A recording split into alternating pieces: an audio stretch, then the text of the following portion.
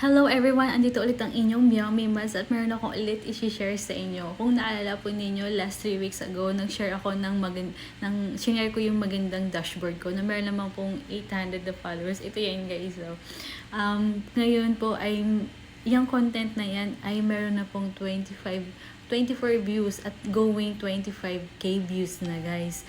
Sana magtuloy-tuloy yung views nito, no?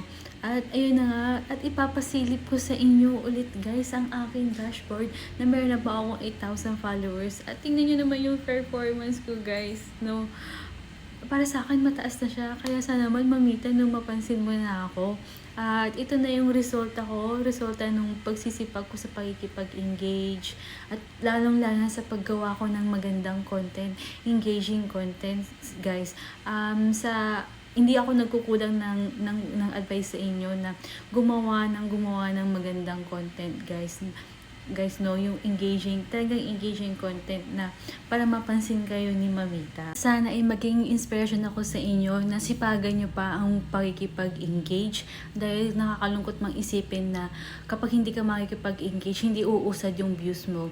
At syempre, gumawa ng magandang content, engaging content. So yun lamang guys, thank you for watching, thank you and see you in my next video.